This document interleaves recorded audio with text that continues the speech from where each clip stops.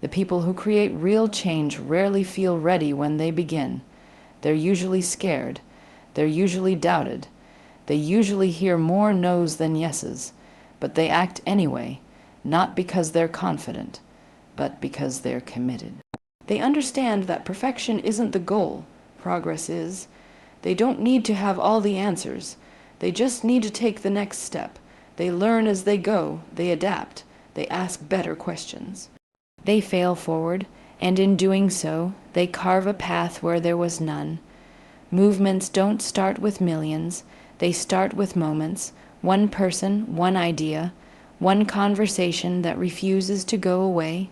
That kind of momentum doesn't come from the center, it comes from the edge, and once it starts, it spreads.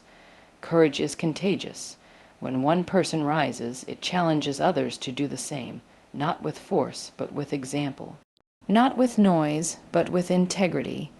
And as more people join in, what once looked like a small act becomes a signal of possibility.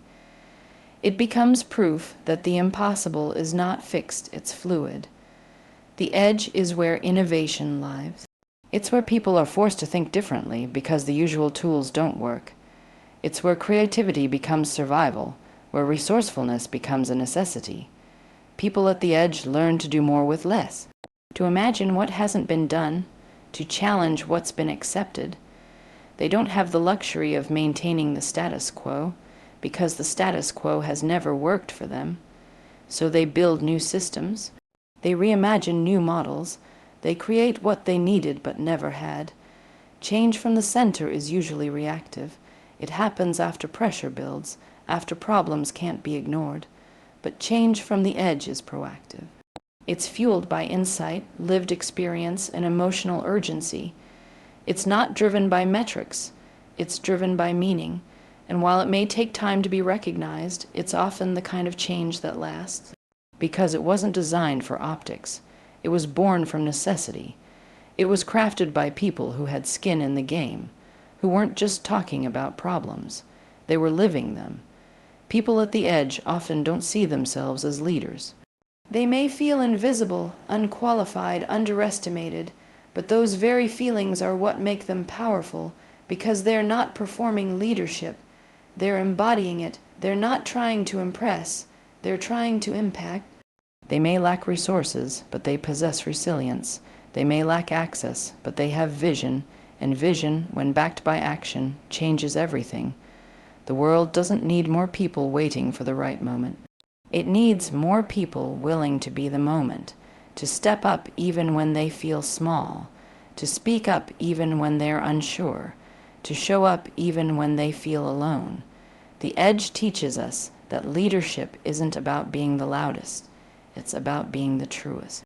About staying rooted when others retreat, about carrying the torch even when no one's watching.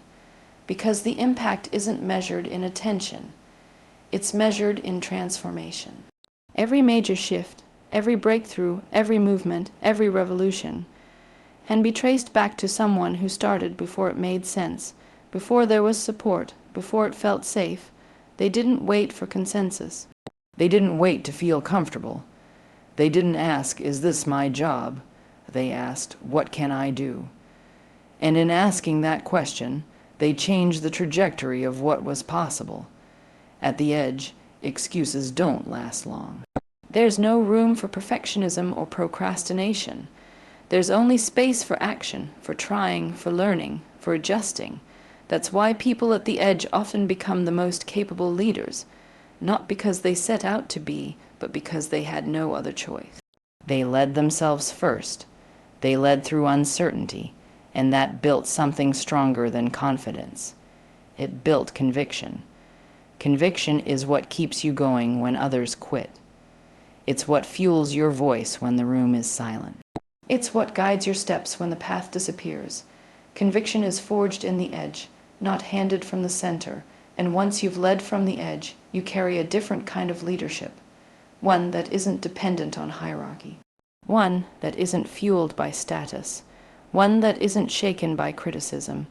You lead because you must, because you care, because you can't unsee what you've seen or unknow what you know. Every time someone decides to lead from the edge, they expand the circle. They widen what's possible. They model what it looks like to act before it's convenient, and by doing so, they inspire others to step closer to their own edge, not to fall, but to fly. The edge is not a place of weakness. It's a place of emergence, of invention, of strength. And the people who choose to lead from it are not just changing their own lives. They're changing the lives of everyone who follows after them.